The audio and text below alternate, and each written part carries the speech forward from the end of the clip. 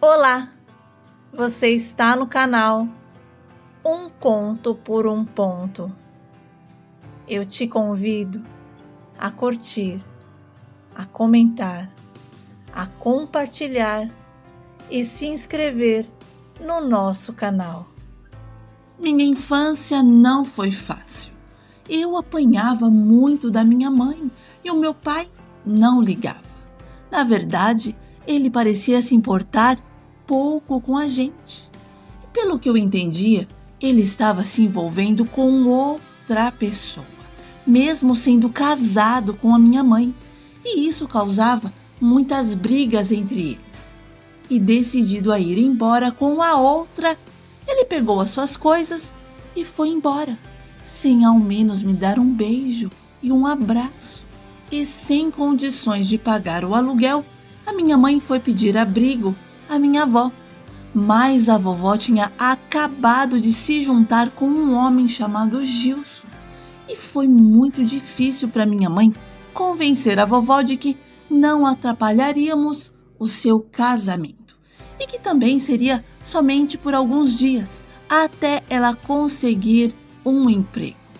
E mesmo contra sua vontade, ela nos deixou ficar lá, mas fez a mamãe prometer que não usaria shortinho, mini blusa e nada que fosse muito provocante, e nem levasse amigas para dentro de casa. E ainda pediu para ela evitar de ficar de conversinha com o marido dela. A minha avó nutria um ciúmes profundo por aquele homem, a ponto de se isolar de tudo e de todos. Era uma coisa doentia, sabe? Que até o Gilson não sabia como lidar com aquilo. E quando eu achei que a minha vida fosse melhorar morando com a vovó, as coisas só pioraram. Além de apanhar da minha mãe, eu também sofria nas mãos da minha avó, porque qualquer coisa era motivo para ela puxar o meu cabelo, me beliscar, me colocar de castigo. Sinceramente, parecia que o simples fato de eu existir já incomodava as duas. A minha mãe quase nunca parava em casa e todo final de semana arranjava um passeio ou uma viagem e nunca me levava junto, alegando que eu atrapalharia os seus planos. E isso gerava grandes discussões entre ela e a minha avó, que não queria que continuássemos morando lá e ainda por cima passar finais de semana cuidando de filho dos outros. E uma vez, as duas tiveram uma discussão tão feia que a minha avó, tomada pela raiva, jogou todas as nossas roupas pela janela, dizendo que a gente não entraria mais na sua casa. A minha mãe, sem se importar com o que estava acontecendo, foi até um orelhão do outro lado da rua para fazer uma ligação e demorou alguns minutos. Depois voltou, juntou as roupas e pediu para que eu fizesse o mesmo. E quando um carro estacionou na porta da casa da vovó, ela me disse que naquele momento não poderia me levar, mas que assim que conseguisse um lugar, viria me buscar. E me tranquilizou dizendo que eu não precisava ter medo da vovó, porque o problema era com ela e não comigo. Me deu um beijo na testa, entrou no carro e foi embora, me deixando sozinha no quintal.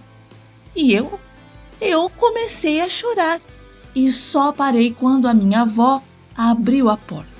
Desacreditada em me ver, ela perguntou por que eu não tinha ido junto. E eu respondi que a minha mãe disse que voltaria para me buscar depois. E sem paciência alguma e só reclamando, a minha avó me mandou entrar e disse para eu ir direto para o meu quarto, ordenando que eu ficasse lá até ela me chamar. Olha, a minha mãe nunca voltou para me buscar. Então, a minha avó me matriculou em uma escola perto de casa e cuidou de mim à sua maneira, sem mimos, sem carinho, sem beijos, sem abraços. A minha avó mal conversava comigo e quando abria a boca era para me fazer críticas dizendo que eu fazia tudo pela metade, porque com 9 anos eu já era responsável pelas tarefas domésticas. E sem conhecer outra realidade, eu pensava que todas as pessoas eram como a minha avó e a minha mãe. E por isso eu tinha medo de me aproximar dos outros, de dar a minha opinião, de expressar o que eu sentia. Na escola, eu também era assim. Mesmo sabendo a resposta, eu tinha uma dificuldade enorme em mostrar o quanto eu sabia, o quanto eu era inteligente. Sabe quando você quer ser invisível? Então, eu fazia de tudo para ninguém me ver. E quando eu entrei na adolescência, eu também queria fazer parte das coisas simples que as outras meninas faziam, como sentar na calçada, ir ao circo, mas a minha avó não permitia de jeito nenhum. E um dia eu acabei desobedecendo e me sentei na calçada com as minhas amigas para conversar um pouquinho. Mas não deu nem tempo, porque a minha avó furiosa veio até mim como uma fera e me puxou pelos cabelos e mandou todas as meninas irem embora. E quando entramos, ela pegou a cinta que sempre ficava pendurada na porta e se preparou para me bater. Mas nesse dia, o marido dela, o Gilson, se levantou para me defender, dizendo que ela já estava indo longe demais com aquela violência e que ele não iria mais tolerar aquilo dentro de casa. E a vovó, no entanto, se virou para ele e o acusou de estar de olho em mim. Mas ele garantiu que a única coisa que ele queria era que ela parasse com aquilo, ou então ele iria embora para nunca mais voltar. E como a minha avó morria de medo de perder o marido, as suas palavras foram como um bálsamo derramado em uma ferida aberta. E naquele momento, pela primeira vez, eu senti que alguém lutava por mim. E realmente foi isso que aconteceu. O seu Gilson tomou a frente e não deixou mais a minha avó me bater, me maltratar. E como ele viu que eu tinha necessidades de adolescentes, ele me dava dinheiro escondido da vovó para eu sair com as amigas, mas sempre pedia para eu voltar antes das 8, para evitar problemas. E a partir daí, eu comecei a enxergar o seu Gilson de uma outra forma. E percebi que ele não era o monstro que eu imaginava. Pelo contrário, ele foi o único naquela casa, em meio a tanta dureza, que se preocupou em me proteger. A minha avó era candomblessista e sempre que ela ia ao barracão participar dos cultos, eu ficava sozinha em casa com o seu Gilson. Ele não seguia nenhuma religião, mas respeitava as escolhas dos outros. E foi em um desses dias que ele bateu na porta do meu quarto e pediu para eu ir até a cozinha, dizendo que tinha algo muito importante para conversar comigo. E eu fui. E quando eu apareci na cozinha, ele tinha acabado de preparar um café e me serviu em um copo americano. Depois, se sentou e falou com seriedade que estava muito doente e não sabia quanto tempo mais teria ainda de vida. E disse que não queria partir e me deixar nas garras da minha avó, apesar de gostar muito dela. Sabia que a vovó era difícil e que eu iria sofrer muito nas mãos dela, e por isso ele queria me deixar amparada, garantindo que eu tivesse alguém a quem recorrer se precisasse.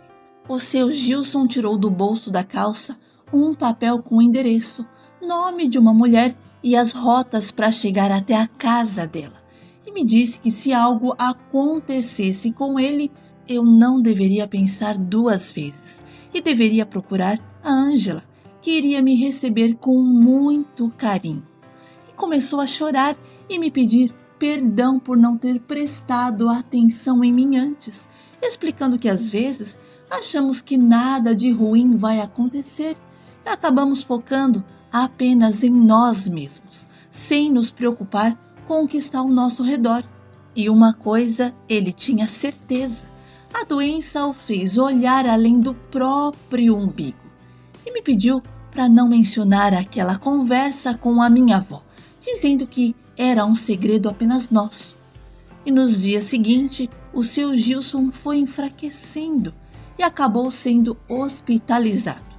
E quando eu fui visitá-lo, ele pediu para eu aproveitar a oportunidade, já que a vovó ficaria com ele de acompanhante e ir atrás da Ângela. Mas antes pediu que eu fosse até o quarto dele e pegasse um envelope com o meu nome, que estava na gaveta de meias. E eu relutei, dizendo que não queria ir sem ter certeza de que ele iria melhorar e voltar para casa. E foi então que o seu Gilson me deu a triste notícia, que sentia que não tinha muito tempo e que ele já estava mais que ciente daquilo. Me despedi dele e o seu Gilson me abraçou e me chamou de filha. Olha, tomar aquela decisão que mudaria para sempre a minha vida me deixou confusa e assustada. E com muito medo de estar sendo ingrata, sabe? Deixar a vovó sozinha naquele momento era muito difícil. Apesar dela não demonstrar preocupação com a minha companhia, eu me preocupava com ela. No entanto, percebi que assim que o seu Gilson partisse, a vovó não me daria paz e descontaria em mim toda a sua revolta. Então, eu parei de pensar e comecei a agir. Fui ao meu quarto, peguei algumas peças de roupas, meus documentos e fui até o quarto do seu Gilson. Abri a gaveta de meias e encontrei um envelope com o meu nome em cima das meias. E na hora, eu nem olhei o que tinha dentro. Apenas o coloquei na minha mochila e saí de casa. Fechei a porta para nunca mais voltar. E com o coração disparado, peguei um ônibus até o centro da minha cidade. E durante o percurso, eu resolvi abrir o envelope. E me deparei com uma boa quantia em dinheiro, sabe? E eu fiquei até sem acreditar que aquilo tudo era para mim. E eu agradeci o seu Gilson em pensamento. E na rodoviária, embarquei em um ônibus que me levaria até Florianópolis. Sinceramente, eu não sabia o que esperar pela frente, mas confiei em Deus e sabia que Ele não me desamparia. Olha, aquela foi a viagem mais longa da minha vida. Talvez por ser a primeira vez que eu estava viajando. Cada estrada parecia não ter fim e eu já estava com dores pelo corpo, tentando encontrar uma posição confortável no assento do ônibus. Mas estava impossível. E quando finalmente eu pisei em Florianópolis, senti como se um peso tivesse saído dos meus ombros. E dentro de mim, algo gritava que a minha vida iria mudar. Foi muito fácil encontrar a casa da Ângela. Eu segui todas as rotas indicadas pelo seu Gilson e ao chegar em frente ao portão dela e bater palmas, a porta rapidamente abriu por uma mulher simpática e ao me ver perguntou se eu era a Lisandra. E assim começou uma linda amizade entre nós, que inicialmente éramos desconhecidas, mas rapidamente nos tornamos muito próximos. Ângela me recebeu com muito carinho e me informou que já sabia da minha chegada. O seu Gilson havia ligado alguns dias antes, pedindo aquele favor a ela. Ângela me contou também que foi a primeira namorada do seu Gilson e que eles só se separaram porque a mãe dela não gostava dele e a fez escolher entre o seu Gilson e a mãe. E a Ângela optou pela mãe e o seu Gilson respeitou a decisão dela e se mudou para São Paulo, mas os dois continuaram amigos. Ela sabia tudo sobre ele e ele sabia tudo sobre ela.